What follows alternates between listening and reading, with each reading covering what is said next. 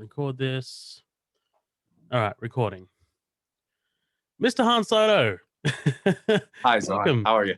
Good, man. Nice to meet you, Good. bud.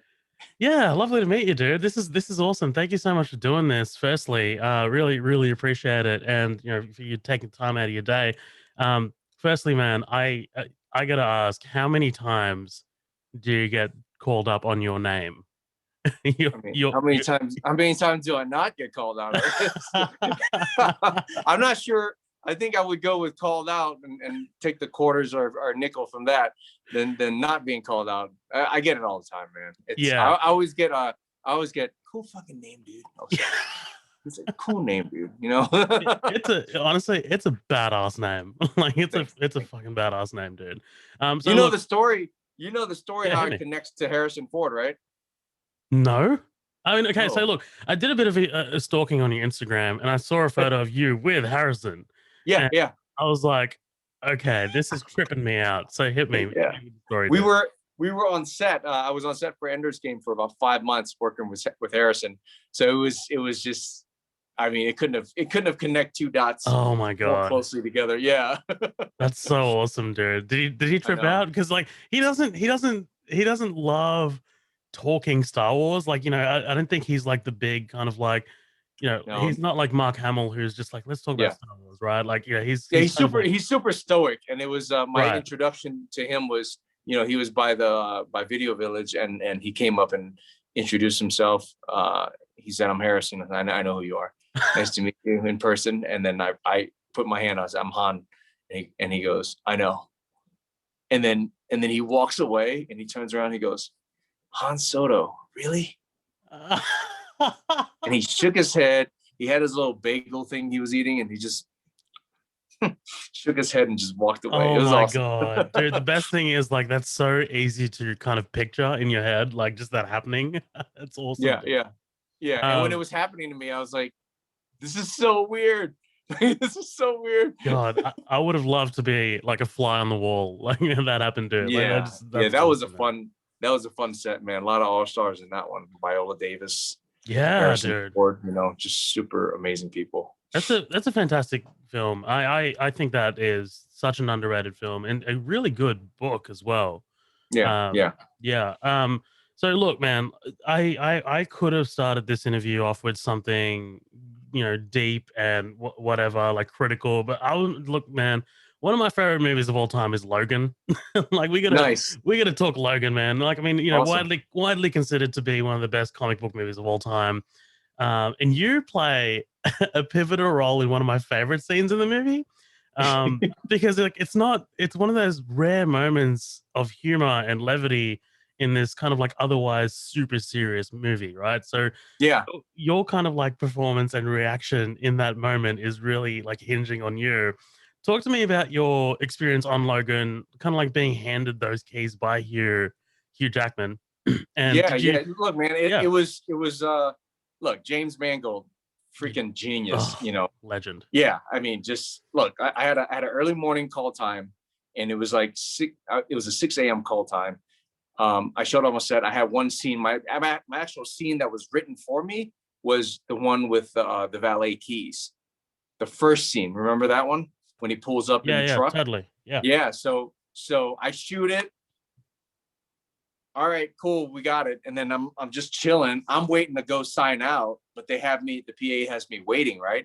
So I'm sitting there, and it's like 4 hours in. I'm like, all right, they've got a lot of money, but I just don't like production wasting money, Right. So I was trying to tell the PA, I was like, dude, I got one scene today. That's it.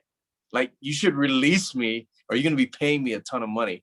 So they really they didn't tell me anything. And I kid you not, like 18 hours went by. 18 hours. So within the 18 hours, like either James or James is probably the one who wrote it, but he was writing another scene for me. Oh shit. Not They didn't tell me they were doing that, but he was writing the scene where the limo pulls up, Yeah. right? And then and it was the last shot of the day. I'd been on set for like 20 hours. It was insane. I mean, overtime was amazing. But when it was time, he said, "All right, dude, time to do some acting." So yeah, So when I opened the car, my reaction to Sir Patrick Stewart was like genuine because I didn't know he was going to be in there. Yeah. So that was kind of awesome. I mean, it was just amazing. I had great conversations with Hugh Jackman. You know, I'm sitting in the green room waiting for my, I'm with Patrick Stewart and Hugh Jackman, and it's just us three in there chilling. I mean, I grew up wanting to be Wolverine, so that's who we played when we played X-Men. Whoever didn't get first pick, did I get Wolverine? So now I'm chilling with him later. It was just amazing. It was just like, wow, what's my life, right? And I had a blast. I mean, I first time I met Hugh Jackman, and then we reunited in another movie recently called Reminiscence. I want to talk about that a bit later. That was awesome, dude. Gotta ask about that later, man. That's awesome. I mean, yeah, man, that's honestly gonna be like one of those like pinch me, I'm in a dream moments, man. Like, it's crazy. Did you? I feel like there are a lot of moments. I want to find those moments every time I'm on set. Is what? Oh yeah. Kind of like like never lose sight of what you're in. It's one thing to say I'm grateful, but man, really just taking it in, and it's something else. It's something else because this wasn't my path. This wasn't my career choice. Like oh, really? It wasn't like I'd say it wasn't my career choice. I actually made a assertive effort to make it my career choice, but it wasn't kind of written in the stars for me. When you were younger, that's not what you. When I was younger, doctor, lawyer, pharmacist, that kind of stuff. But typical Asian family. Yeah. I mean, because that's what they know, right? They came over here, they migrated from Vietnam. Oh, totally. Dude, I understand. I come from an Indian family, so like, I'm a lawyer. Like, what does that say? Like, Yeah, exactly. And I think you did it for fun, right? Yeah. Oh, yeah, totally. Yeah, I love reading. You did it to appease your parents. I love India, by the way. One of my favorite countries to visit. I've never been. So if you're in Australia, well, technically, my parents are Fijian Indian. So Fiji had like a kind of like were colonized by Indians. So my parents migrated over from Fiji to Sydney, like a lot of Fijian Indian families. Yeah. I've been plenty of times to Fiji, but never to India. You gotta go, man. Before, you gotta go. Well, when everything opens up again, absolutely. Yes. Yeah. Totally. Yeah, it's an experience. I love India. Totally. Anyway, I digress. No, please. So we were talking about those, pinch me, I'm dreaming moments. You've been, while we're on the subject of comic book movies, you've appeared in quite a few adaptations, right? I mean, like that amazing Watchmen TV show. You were in Logan, Preacher, Fantastic Four, to name a few. Were you a big like comic book fan growing up? Like, is this like were these like kind of like, oh shit, this is a comic book film or a comic book TV show? I want to be a part of that. I collected comic books when I was a kid, but then I switched over to baseball cards. So I got like all the Donruss Fleer Upper Decks. Like I don't even know they're worth any money, but they're in their Beckett. They're in their plastic wrap, and I even have the original Beckett's that you look for the pricing. that was like my thing when I was a kid. You go to like it's a gas station called Time Saver. You buy the Beckett. You come home. You see what all your cards are worth. So it's kind of I did that with comics too, but it was just too hard to store. But I have some pretty cool ones. I have some really cool ones. I have a Wolverine one. I should have brought this set, man. I didn't even think about it. I was trying to be pro. Here, can you sign this, please? Oh You're trying not to like fanboy. I'm gonna manifest it on the third movie we do together. Oh, dude, yes, yeah. 3 times a charm, right? Third time's a charm. Yep, he's awesome.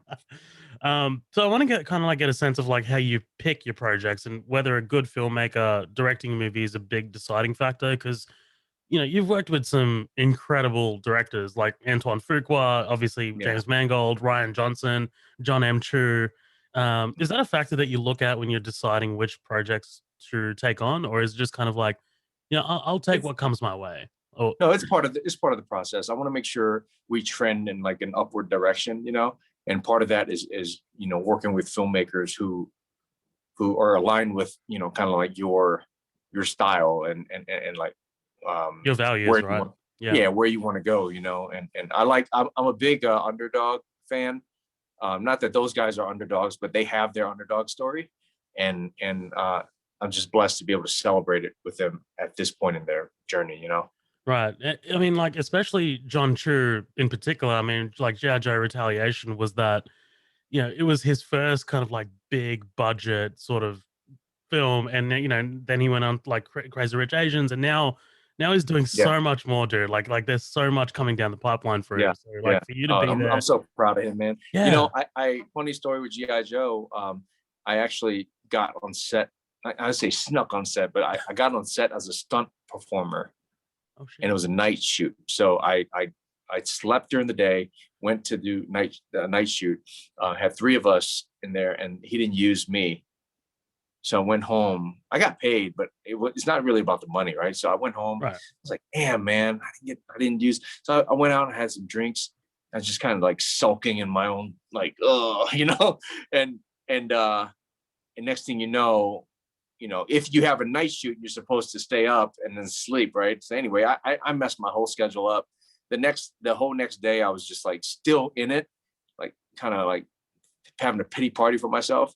Anyway, the AD called and said, hey, John wants you on set for a role as an actor. Oh, no way. Can you make it? How far away are you? And I was like, I'm already on my way. I wasn't on my way. I was like, I'm already in the car, dude. But yeah, I actually got to talk to his dad while I was waiting as a stunt performer, and he was a cool guy. I mean, look, success couldn't happen to a better person, or a better family. So Yeah, absolutely, yeah, man. Like, that is yeah. that is such a great story to be a part of. And, like, like, just being, and I know that's not John's first movie, but like his first kind of like breakout big Oh, budget that's movie. that's the one that kind of like, Yeah, if it did well, it was yeah. gonna be good for him, But And yeah, dude, I fucking love that movie. I think that dude, that movie doesn't get enough recognition, man. That is the such a cliff scene, badass movie. when they come in. Oh, Oh my god. seeing that in Woo! IMAX, man. You feel like you're gonna fall in, like, honestly. Yeah, yeah. That's my buddy Joe. My buddy Joe was a yellow ninja. I don't Oh even, do they shit. call him ninja or? Well, yeah, I don't know if Yeah. Oh, he was. I think he had the yellow outfit on. He was pretty. Yeah, it was amazing. Oh, nice, man. I couldn't do it. I'm terrified of heights. No, same, dude. Like, honestly, watching it in IMAX gave me vertigo, so I'm just like, I'm good. Yeah, I'm good, yeah, man. yeah, yeah. Exactly. So look, having worked with these amazing directors, and this is kind of like getting into kind of like your process. What lessons did you take as an actor from your previous roles, and how did you kind of like apply those lessons into something more recent like Cobra Kai? Hmm. So I mean, I worked with Nicolas Cage on Left Behind, Yeah, and one of the things I picked up from him, I love Nicolas Cage. He's amazing.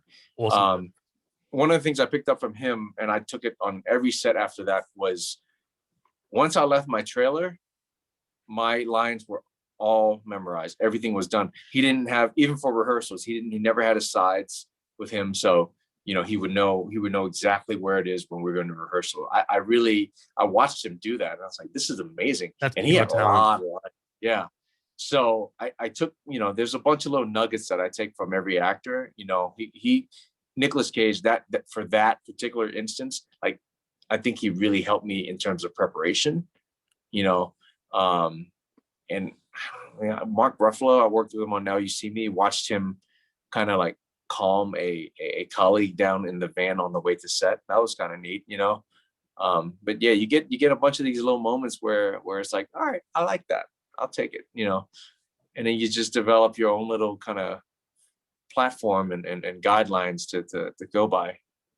Well, that's it, man. I mean, like, you're observing, Nicholas goddamn Cage and Mark Ruffalo, these actors who have Dude, been like working for years in huge yeah, things, right? So you just, naturally they bring their own things to it, and you're just like, you know what? I'll cherry pick that. I'll cherry pick that, and I'll exactly. put it into my little Exactly. repertoire. Yeah, that's Yep. awesome, Yep. dude.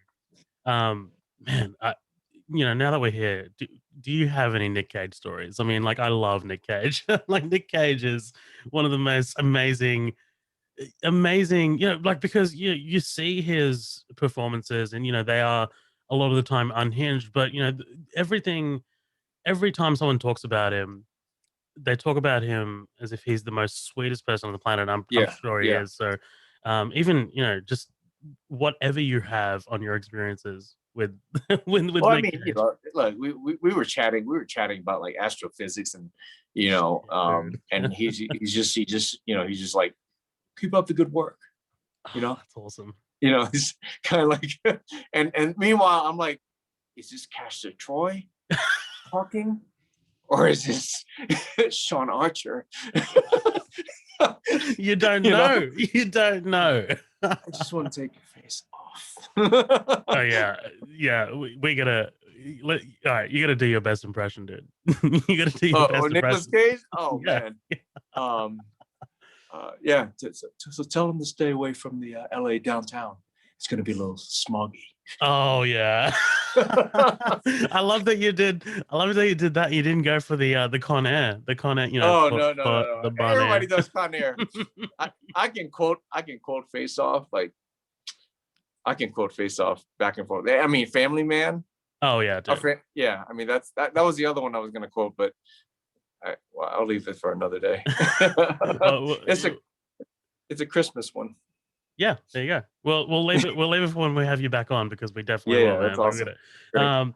Let's talk a bit about Cobra Kai, man, because Cobra Kai, like, just and I think it took everyone by surprise. Like, no one was, because it was exclusively on YouTube for a while, and then came over to Netflix, and then it just kind of like found like a second win on Netflix, and now it's just blown up into this huge thing.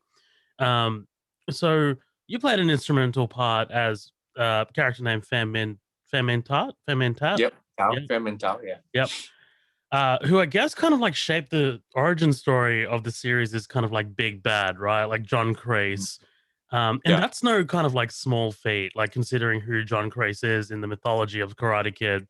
So my question to you is, did you feel any pressure in taking on that role, right? Because like this is John Crease. Like this is this is the Big Bad. If this were like my first gig, I think it would have been a lot of pressure for me, and a lot of it would have been self-induced. But I mean, I've done a lot of these, and I know exactly what I need to bring in energy-wise to kind of do justice. And I knew how big it was. I knew like what impact it played in the Karate Kid universe, and I owned it. Like right when I came on set, there was no small talk. I even kind of bullied the extras around. You know what I mean? Like they were my like subordinates. Method. Yeah, kind of method. And it really was more like set etiquette management, but done as my character to these guys. Because they want to take pictures, they want to do this, and I tell them put their phones away. We'd be playing cards. I don't even smoke. I'm smoking a cigarette. I was just total badass. Like, to the point where I think John Hurwitz only talked to me a couple of times because he saw where like I detached myself from everything. Yeah. So there was a moment where he leaned in and he was like, "How does it feel to be the baddest motherfucking Karate Kid history?" And I was like, "Feels kind of good." Fuck yeah, dude. Give me a coffee. Give me a coffee. Give me a coffee. Dude, that's awesome, man. Like, I mean, yeah, like that was my kind of like, because I was curious, like this is a franchise that's had decades behind it, right? So like, how do you just kind of like come in and make it your own? And man, like I think that last kind of like half of season 3 was just so engrossing, because we never get this kind of like who is John Crease kind of moment. Like, how did he become who he is? And he's only as hard as he is because he met characters like the one you played. So yeah, absolutely, dude. Yeah, it was it's the first time you actually get a peek into why he is the way he is. So it was such a nice like Christmas treat for everyone. You know what I mean? Like everyone was like, whoa, this is why he's such a badass, or like he doesn't give a shit about anybody. And that's dude, nerves of steel, right? Yeah. And think about it. The guy that tortured him is even worse. Yeah. So that's me, right? So I had to get in that mind space. It was kind of, I meditated a lot that night when I got back to my hotel, and it was just like, it was dark. It was pretty dark. Yeah, well, that's what I was gonna say. Like, how do you pull yourself out of that, right? I mean, like, because you're so far into it, Look, ain't nothing a hot tub and whiskey won't handle. You go back to the hotel and you start bossing around like the bellhops. Yeah, I'm like, hey, I'm checking out tomorrow. whether you like it or not. But sir, your checkout is at 11. No, I wanted at 12. Yeah. I'm making elevators open itself for me. You know what I mean? I'm bossing everything around. That's awesome, dude. Did you grow up with Karate Kid? Did you have a love for it when you Oh yeah, were coming up? I mean, that was, I was bullied as a middle school kid, so it kind of gave me a little hope, right? Yeah. It's just kind of, oh wow, like you could fight these bullies, and I mean, I got my ass kicked because of it, but I stood up for myself, so that's all that matters. Totally, dude. I think that's the joy of like doing what I do, is like, you get into a certain role and you bring these stories to life, and you just never know who resonates with it, right? So that's kind of like, that's the fun part, man. It's all in the writing, it's all in the performances. So if you can touch one life, that you've done your job, right? So yeah, totally, man. Everyone finds something. Yeah, totally. 100%. Yeah. So all right, man. I gotta briefly chat about Reminiscence. Like this project, when it appeared on my radar, because I'm a huge fan of Westworld. And obviously Lisa Joy, one of the two creators. Oh my God, yeah, man. Like, this being her directorial kind of like debut. So I'm just like, what's this gonna look like? What's the feeling of it gonna be like? I have no idea. I'm coming into a completely blank. And then you get this, star-studded cast led by Hugh Jackman. And he never leaves anything on the table. Like he always goes all out. So firstly, like, I mean, because we haven't seen any footage of this, we haven't seen a trailer, there's nothing, no posters yet or anything like that. I mean, your sneak peek of it is just him talking about literally it. just him talking, and it's a punch in. Right, exactly. So it's a perfect teaser. Yeah. So I mean, like, that's what I'm saying. Like, what can we expect? Like, I mean, like, without any spoilers, like whatever you can give me, like whatever is not on the NDAs that you've signed. I mean, look, all I'll say is this: Lisa Joy wrote stuff in Westworld. Yeah, she's an amazing director. She's married to Jonathan Nolan, Christopher Nolan. So just put those three together: Hugh Jackman, Rebecca Ferguson, Thandie Newton. My buddy Sam Medina, right? And like, that's all I can say. I know. Should we do a slow punch in on my face? Like, yeah, I'll edit this. Don't worry. Well, that was it, man. Like, I mean, I'm just like, I don't know. I want to ask you a question about Reminiscence, but I was like, man, I know he's going to be like, it's going to be so tough to chat about it because I mean, if I can answer it, I would, but I can't. Yeah. But I will say this: Lisa directing, writing, and like, it's amazing because she's very meticulous. She knows exactly what she wants. And, there was a scene where I had a bunch of lines. I'll tell you this. I showed up to rehearsal. Well, we did rehearsals, went back, and we came back on to shoot. Well, right before I get on to set, she goes, "Hey, Han," she's rewriting it. She's like, "Hey, can you say this paragraph instead?" And I'm like, "Yeah, that's fine." And then there's another scene that I did where I'm speaking, right? And Hugh, everyone's out there, right? Right when I open my mouth, a bug flies into my mouth. I swallow this bug and I try to hammer through the lines. Oh my God. And I just couldn't because it's stuck in my throat. So, and I pretty much called cut. I was like, at least I need another take. I just swallowed a bug, literally. She's like, yeah, just go again. So it was cool. That's awesome. We had fun. We had a blast, and a lot of people I've reunited with and met new friends, and it was amazing. No, I can imagine, man. Trust me, I'll be there on opening day because I mean, awesome. Like the concept alone, and then you've got Lisa's name attached to it too, and she's earned so much goodwill from Westworld alone, right? Yeah. I mean, like it's just, God, I love that show, man. I love that show, man. That the first season alone, it's just such a mind bender, dude, like just absolutely. Like, how do you come up with something like this? Like, I honestly sat there so many times throughout like the entire show. I'm just like, how does something like this come out of someone's brain? Yeah. Right. I mean, like, how many times have you watched it? I've seen the first season 3 times. I've seen season 2 twice. And you have to. Yeah. You have to. Yeah.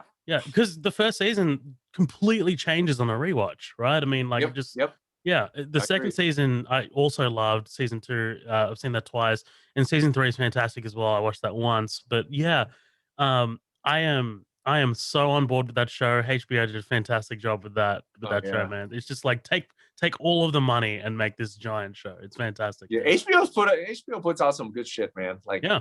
one of my favorite shows on HBO is The Night of. I don't know if you ever watched Oh that. my god, man! Like with Riz Ahmed. I mean, Yeah. you're Indian, so I mean, that guy, Yeah. dude. I was actually just rewatching that again. I watched the pilot because I that did is too. I just finished watching it, dude. the whole thing. Yeah, That pilot is masterful, man. Like that is just the amount of time that they take with it, and it's just like where is this yeah, going? And then yeah. you get introduced like to Totoro's character, and like he's such a sweetheart, dude. And it's just like man, like oh, Dude, such and his fantastic. transformation is just incredible. Yeah, And yeah. it's shockingly like it's real. Like it could happen to anybody. Yeah. That's the thing. Anyway, Yeah. yeah. No, man, that is honestly, if anyone's listening to this and they haven't seen The Night of, Oh highly, yeah, highly yeah. recommend. Because Please watch it. yeah, it was, and I don't know the full story behind this, but James Gandolfini produced it before he Mhm. passed away. Yep. Which was awesome. I think Scorsese's name is attached to it as well. From memory, maybe not. Maybe I'm I misquoting don't that. remember seeing Scorsese, but I could be wrong. Yeah. I But know Gandolfini was in it Steve for sure. Zalian is Yes, yeah, awesome, dude. I love Steve Zalian, man. That guy can write. yeah, exactly, man. Yeah. So before we do kind of like close out here, I wanted to plug your distribution company that you're a part of, Kamikaze Dogfight. Talk to me a little bit about that and what you're involved in there, because I understand that it's primarily horror, right? Yeah, we started Awesome. off as a horror feature film distribution company, but we're slowly taking in other things, documentaries and thrillers, and so it what initially started as horror genre, kind of evolved into anytime you're building like a culture, like a community of filmmakers, it's natural to other people be knocking on the door and you're Right. like, hey, pretty cool, come in, hang out. And then once we get to know them, it's like, all right, can we distribute this? Let's do it. Can we do it to at 100%, 110%? So yeah, that's kind of been. We've got some cool films coming out, man. We've got a film called 1480 Radio Pirates. You should check it out. In I want to say June, July. I think we're releasing it then, but it's amazing. Yeah, that's Haymaker awesome. Haymaker was our recent one, and Clapboard Jungle. If you're a filmmaker, check out Clapboard Jungle. Justin McConnell, he's amazing. But no, we distribute films, and lately it's just been a lot of filmmakers have been coming to us because I think we take a very filmmaker friendly approach, and like they have access to call me, they can email me anytime, text me, and we kind of break that barrier down from like there's like this hierarchy of communication. I say, man, just go straight to the CEO. Let's talk. I'm a partner in the company, so it's me and my partner Andrew Vandenhouten, who's got a film coming out on Netflix called The Block Island Sound. Oh, nice. Check that out. Yeah. You love it. You'll love it. Yeah. It's coming out Man, this month, actually. it's on the list. Yeah, It's on the list. yeah, very soon. But no, my partner, I couldn't have asked for a better partner in the company. I mean, we complement each other perfectly, and we share a lot of the same kind of interests away from distribution. So, yeah, it's a great story because I met him on a movie that I was actually in, that was directed by Jeffrey Reddick, the Final Destination creator. Yeah. Right. Yeah. Yeah, so I watched Andrew on set as a fly on the wall. I watched him interact with everybody on set, and I liked him as a person. So I said, man, you're the kind of guy I want to work with. Anyway, he gave me an opportunity to be an executive producer on it. So I had my film fund, and I finished the funds on the movie. And during that relationship, we just got to talking, and we're like, man, let's just do something. Let's just shake up the industry. Oh, So this is where we're at, man. Kamikaze Dogfight. That's awesome, And dude. super blessed. I mean, super blessed with everyone who's been involved in it. meeting amazing filmmakers, and I think that's the joy. That's the fun part right now. Like we're producing our second movie this month, and I'm actually going to be in this one. Oh, So nice. yeah. It's exciting. That's awesome, dude. And you know, it's so important to give like filmmakers, especially indie filmmakers, just a platform to jump off of, because like it's, you know, like I was listening to have you heard of Brian Fogel? He's Yeah. the yeah, he directed Icarus, which won Yeah. best documentary.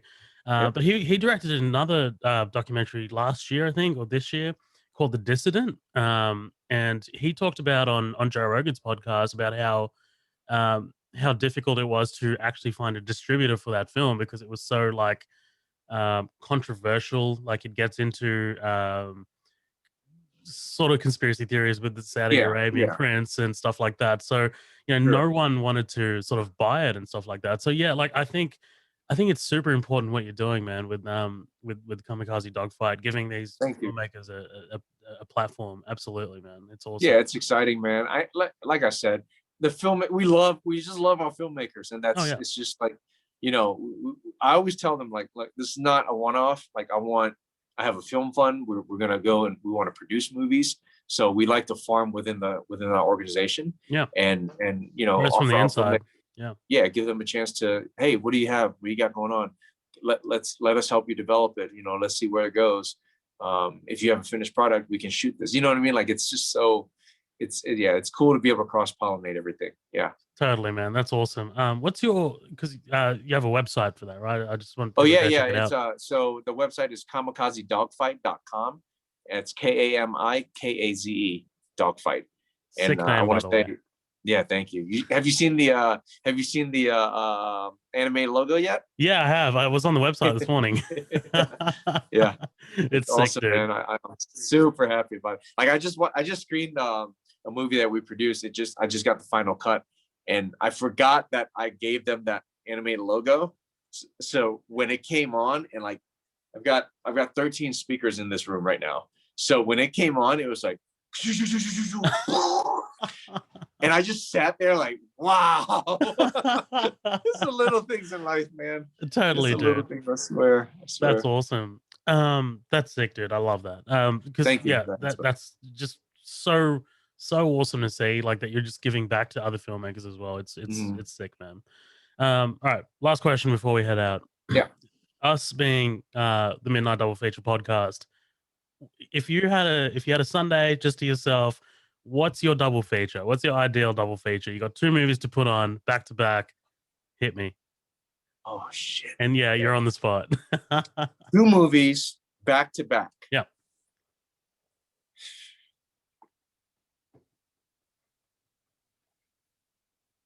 Gladiator. Ooh, yeah. Get it. Get some Russell Crowe in there. Yeah, I'll put another Russell Crowe one in there. American Gangster. Oh, dude. Is that It's a mood thing. You didn't tell me what the weather was like. I had to create my own environment. That's true. That's true. You know, but I love that you got two Ridley Scotts back to back. That's yeah. interesting. Oh, I didn't even think about that. Yeah, the other day I had I played Godfather, Godfather and the Goodfellas back to back. Oh shit, man. So it's a mood. You know, it's a mood thing. What am I drinking at the time? What did I eat dinner yet? You know, if I ate already, maybe it's Forrest Gump and Jerry Maguire. I don't know. Nice, you know, dude. Goodfellas and Godfather back to back. That's best gangster film of all time and favorite gangster film of all time. Like that, just like back to back, dude. That's awesome, man. I love that. Yeah. It was awesome. Long. It was a long night. I want to say Goodfellas was like 2.5 hours, if I'm not mistaken. And that was the short one. Yeah. By the time I was done, I think it was like 1:30, 2 o'clock in the morning. My wife and daughter were sleeping. But I have this room soundproof, so. Oh, nice, man. I think they can still hear me though. They're being nice. Totally, dude. But I mean, like that is quintessential De Niro. Like, I mean, like that back to back. That's awesome. So it's crazy because I work with him too, right? And I'm like, oh shit, I forgot I work with. Look how young he looks. You know, it's like stepping in a time machine, right? Dude, yeah, like I was saying earlier, there's so many pinch me moments. That's definitely one of them. Yeah, it's just being on set with De Niro, and twice. This is my second time. and I don't know, it was more intimate this time. But yeah, I pinched. Dude, I don't even know why I don't have like marks all over my body, because I'm sure I pinch myself all the time. Dude, I mean, yeah, I mean, you got to work twice with probably the greatest actor of all time, right? I mean, like, Yeah, you know, like just someone who's always in that conversation. Like yeah, that is yeah. insane, dude. It's been great. It's been awesome. What a blessing. I'm blessed to be here with you. I'm blessed to, Likewise, man. be able to talk about the journey, and hopefully it inspires somebody, and that's all we can ask for, man. Yeah, totally, man. This was a bunch of fun. I mean, like I had an absolute blast. I hope you did as well, man. I did. I'm grateful I wasn't late. There's just so many time zones you got to keep track of. I'm like, was it 3:30, 4:30? No, it's Yeah. tough setting these up. So honestly, man, I really appreciate it. And this was such a fantastic interview. I really appreciate it so much. Thank you, man. Thank you so much. Shout out to my publicist, Yes. Clint. Yes. Clint over at October Coast. Oh my God, the guy's amazing. Dude's awesome. Dude. He's He's another Aussie. Yeah? Is he? Yeah. All right, man. We gotta talk he's to Clint. Yeah. Clint, if you're listening, we gotta get a beer. His kid. That's cool. Nice. We gotta get a beer, Clint. If you're around in Sydney sometime, let's chat, man. Yeah. Let's get together. Yeah. These good people, man. Totally. But yeah, dude, thank you so much. And look, you have an open invitation to jump on whenever you want, man. Like I want to talk to you after Reminiscence. Like we gotta Awesome. we gotta chat, man. Just reach out. And Yeah. and I'll, of course, I'm in. So just let me know. Awesome, dude. All right. Well, All right, brother. that's cool. I'm gonna go ahead and pause this recording, but thank you so much to Han Soto for joining us, man. No I really problem, bro. appreciate it. You're